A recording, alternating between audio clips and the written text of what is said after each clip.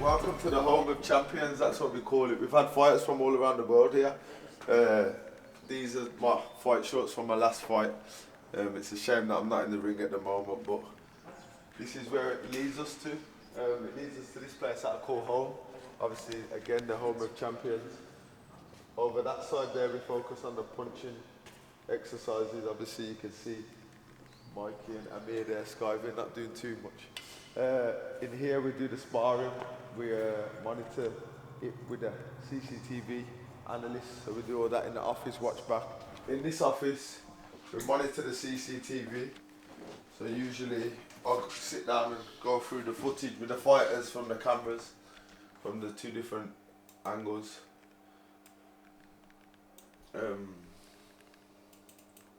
It's good for the fighter to watch back some of the action. So we can see it from two different views, that view and this view. And then we take notes and then we go through training to try and apply. Over this side here we do all the S&C, working on all the conditioning, the strength side of things. Just here, this is the ice bath. So fighters usually go in there to recover, and then they go in the sauna room for the hot and cold treatment. So I'll take you in here now. We used to have the ice bath in here previously, but we ordered a new one. So yeah, this is the sauna for the fighters to recover in as well. And then we got the upstairs where we do that, watch the analyst for the CCTV. Also the nutritionist and the physiotherapist work as well. Connor and Matt, they usually work in here doing consultations with fighters about making weight. In between sessions, fighters usually recover here, watching old videotapes of fighters.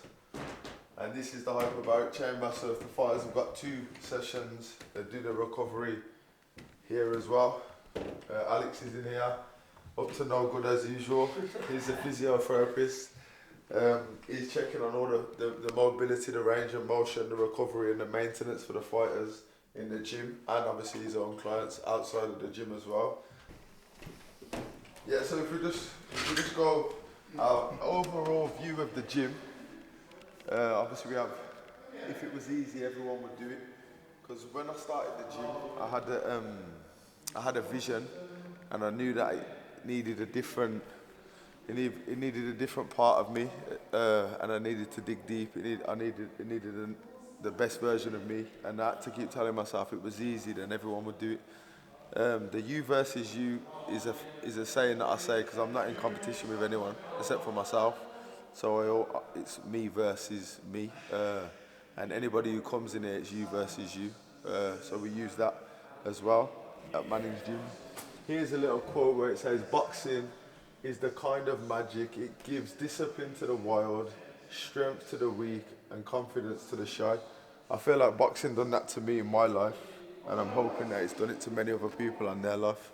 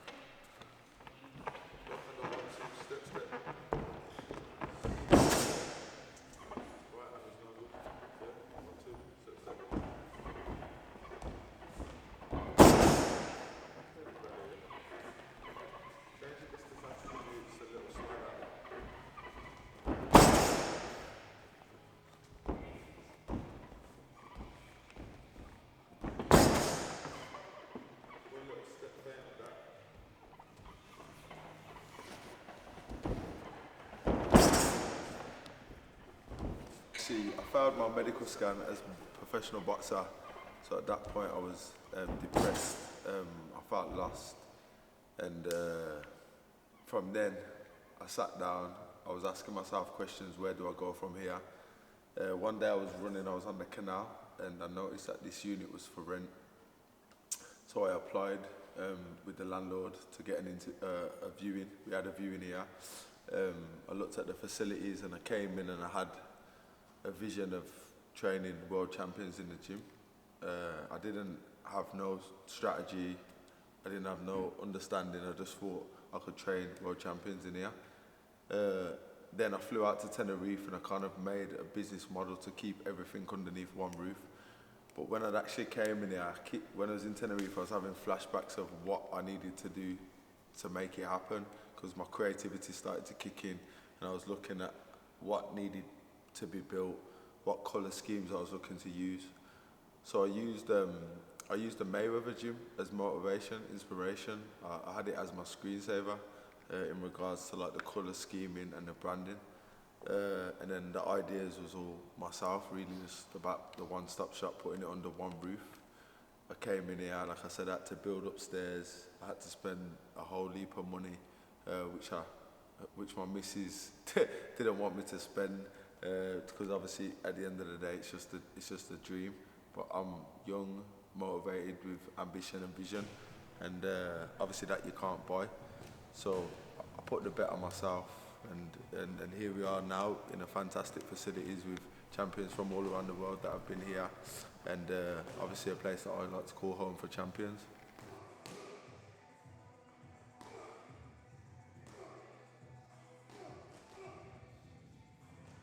Yeah, so when the building was empty and derelict, like obviously I was looking at my bank balance and I was thinking that obviously I didn't really want to part with the money, but obviously I knew that I needed to apply myself if I wanted the results. So a lot of the times I'd come in here and do the work myself, which was obviously hard. I had to use a side of me that I didn't know that I had. You know, I was painting walls for hours. I was lifting plasterboards. I was building stuff. You know, I was doing most of it on my own just to save costs. Just believed in a vision. Just a young man that was obviously off the back of not being able to box. Just trying, basically, just trying every day. I was coming in there trying, but just with a vision. So it was very daunting, and obviously there was a lot of pressure because I had the vision, and it was only down to me to kind of make it happen. So I had a lot of pressure that I was dealing with. At the same time, I was trying to find myself in life after hearing that I can't continue to box, and where am I actually gonna go with this? So it was like I had a building, I know what I wanted, I knew that I needed to spend, and I knew that I needed to do it. No one else was going to do it for me. So it was testing. Obviously, it's character building. It honestly brought a different version of myself that I never knew that I had. It was a version that I needed to know about myself, and I'm happy for the struggle that I was going through at the time.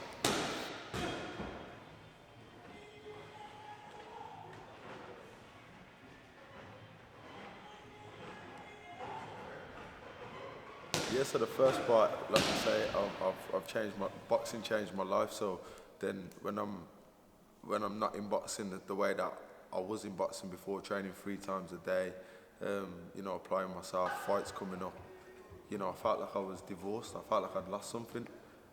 Same time I've took on this project, I don't know where it's going to go. I've only got a vision. I've got to make it happen. And then at the same time, I've got to be a family man, and I've got 3 kids that need feeding. This is just pressure. Just pressure. 3 kids need feeding. No money coming in. Dreams have all gone to pieces.